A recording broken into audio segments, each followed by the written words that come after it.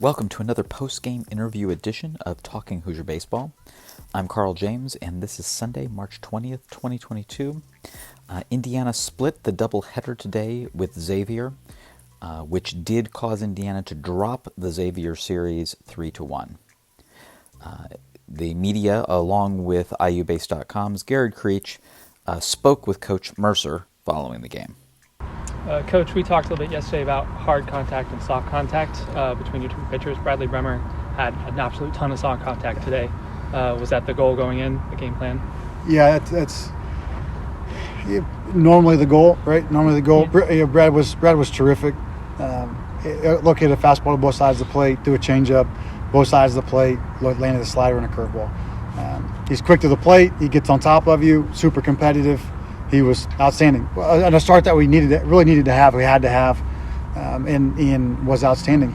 And without, he gives up a 2-run homer. It's the wind's blowing. We all use it to our advantage, right? I'm a hitting coach, so I use the wind blowing out to the advantage as much as anybody does. But a guy hits a homer, and it's one swing away from being a 7 innings complete with 1 run.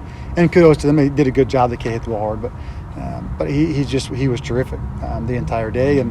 And yes, he's had a lot of college starts under his belt, a lot of innings under his belt. The guy's made 30 or 40 starts in college baseball, but that can't continue to be the excuse for some of the other guys. The inability to get us off to a start, to give us a quality outing, it just can't continue to be the same excuse. But Brad was terrific. I was going to actually ask you that because this is my first time this year. Why do you think the pitching has struggled more this year than last year? Well, we had 4 top 10 round draft picks last year on the mound and a free agent. And so, those guys haven't played. We didn't play midweek games last year. We didn't play non-conference games last year.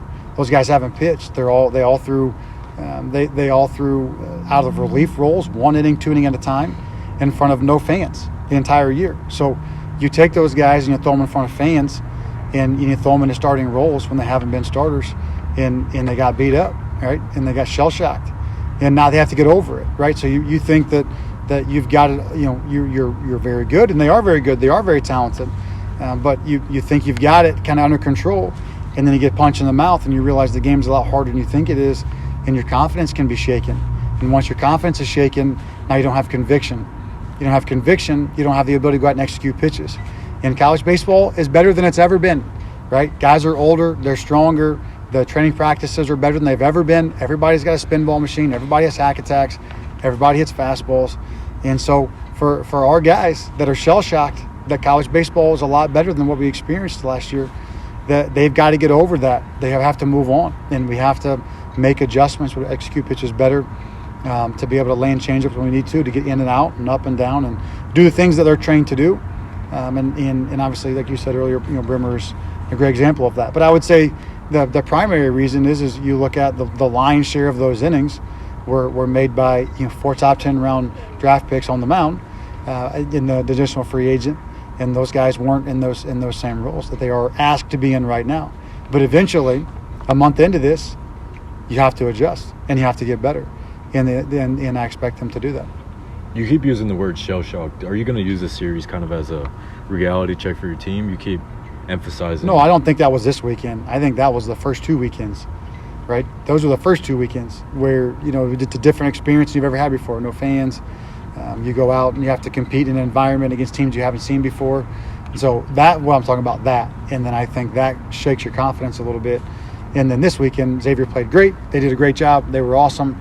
They swung the bat really well, got us in the strike zone, and when they did, they hit him really hard. So I'm talking about that initially, and now it's time to adjust and to grow and to move and improve. So you got a couple quality starts this weekend. Today, just the second game just wasn't one of them, where you've had 3 starts in 1 week that went 1 inning or less.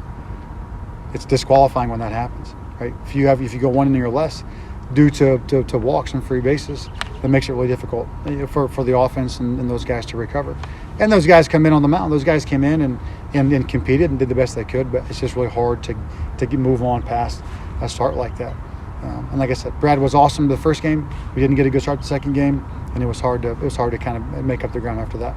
Coach, a lot's been made about the inconsistency of this team so far this year. Is that partially just due to the growing pains of having a young team, or is there something more to that?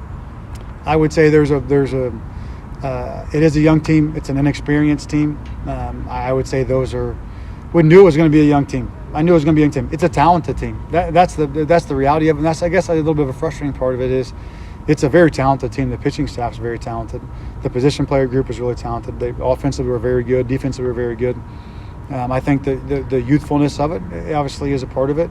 I think having a preconceived notion of what you anticipated college baseball to look like for some of those guys that returned and hadn't seen some of the other teams, some of the other experiences. I think that's probably a little bit to do with it. And then the reality, but the real reality of it to me is what do you do now? And we're a month into this thing now, and we have to find a way to grow and improve. And that's all of us, right? That's me, that's Coach Gallant, that's the players. Like on that side of the ball, we have to learn and grow and improve. We'll take two more. You go. Ellis, I think, caught like 16 innings today. Is there any concern about that workload for him? He's a big, strong man. He's in really good shape, and dude loves to play baseball. Really quickly, Coach, is Bobby Whalen okay after running out into the fence out there? Yeah, hurt his ribs, ran under the wall with his glove extended, hit his ribs, and they were pretty sore. But Bobby's a wrestler from Pennsylvania, so he's a tough dude and a heck of a good player. So I'm glad he's on our side, but I was more worried about the wall than I was Bobby. I'm kidding, but no, Bobby was okay. I asked him and checked on him. I knew it must have hurt if he laid down there for a minute because he's a super tough kid. That will do it for this post-game media edition of Talking Hoosier Baseball. The Indiana University baseball team will be back in action Tuesday at 5 p.m. against the Indiana State Sycamores. See you at the BART.